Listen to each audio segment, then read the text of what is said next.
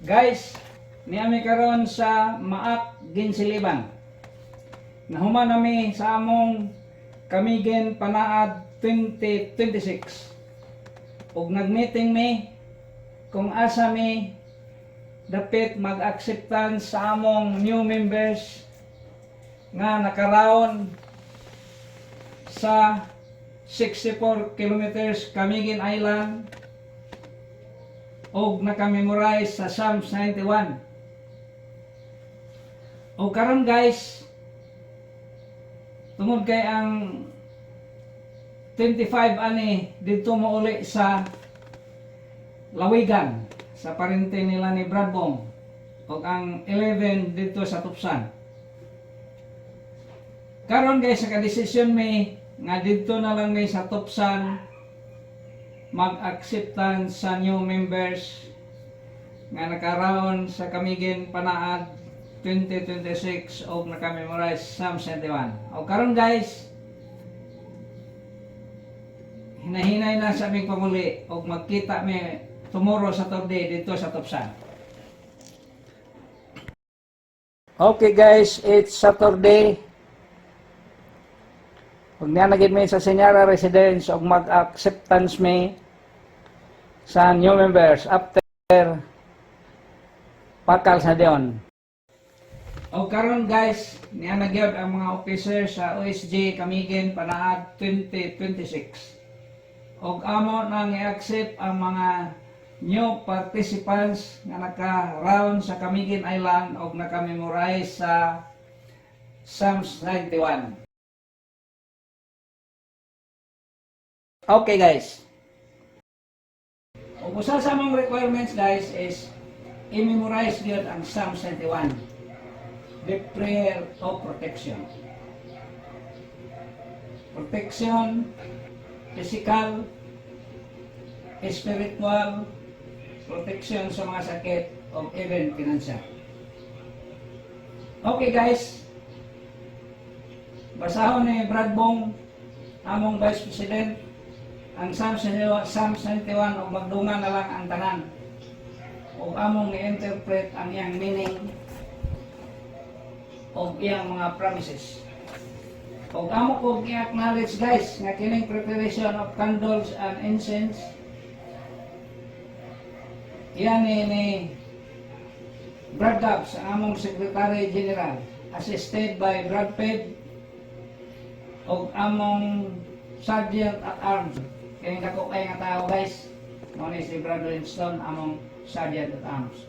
O karon, mag-start na mi sa among acceptance o basahon ni Bradbong ang Psalm 71. Okay, start na mi. Maunungon, manalipod o magbantay kanimo. Dili ganiya mahadlok sa mga katalagman sa kagabiyon o sa mga udyo nga naghadyong panahon sa adlaw. Sa mga sakit nga mga hampak diha sa kangitngit, sa kadautan nga mulaglag panahon sa adlaw. Mahimong mga bukan ang usa ka libo diha sa imong kiliran. Napulo ka libo-libot kanimo, apan dili kayo usa. Makita mo niya ang saong pagsilot ang mga dautan. Kay himo ang labanan ang Ginoo, ang labing halangdon nga imong tigpanalipod. Walay katalagman nga bulangat kanimo, o walay kadaot nga moabot duol sa imong puloy-anan. Pagabantayan ka sa Dios sa iyang mga anghel.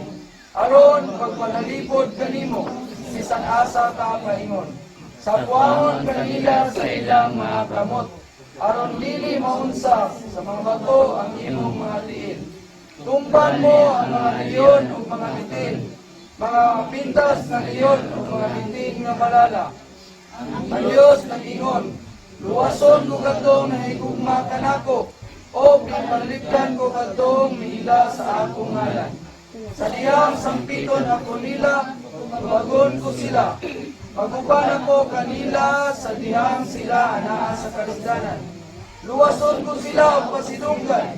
Gantihan ko sila taas ng kanabuhi o luwason ko kayo sila.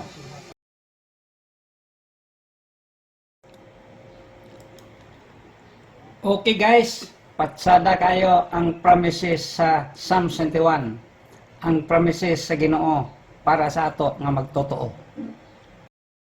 Karon guys, ang next step will be tagsa-tagsa ka nato paimnon og blessed water.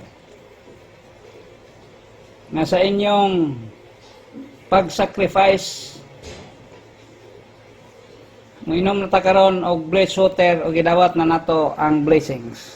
Okay guys, as a leader of the group, simultaneous prayer nga ang promises sa Psalm 91 ato nang madawat human sa atong pagbaklay sa 64 kilometers o pagpray nato sa 14th extension sa the cross. Og ang promises sa Lord guys, walay duda, tinuod gyud ni tanan kung ato lang tuuhan. Nag-ingon dito, I will keep my angels charge over you in all your ways. Wala na sakit nga mohampak sa atong Pinoy-anan. Protektahan ta sa Ginoo sa iyang mga pako. Og ang tanan promises ato nang madawat makatabang sa atong inadlaw nga panginabuhi. Katong mga sakit diha nga gi-attack sa mga engkanto, kulam, uban pang mga espiritual nga mga binuang mawala na karon ani nga oras. Human na to group prayer, matangtang na tanan kay ang Ginoo mo ay atong tigpanalipod. Okay. Welcome to the group. Thank you sa inyong sacrifice.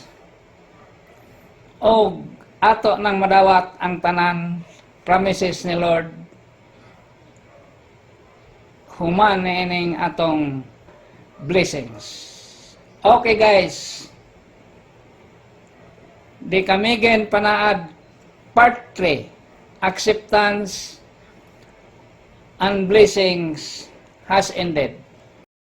Okay, the last will be posing.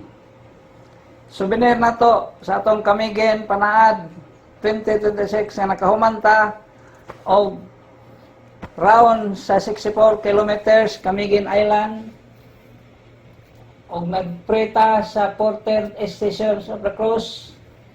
Doon na tayo tagsa-tagsa nga giways og ang atong common is ang prayer of protection, the Psalm 91, ang promises ni Lord nga ato nang madawat.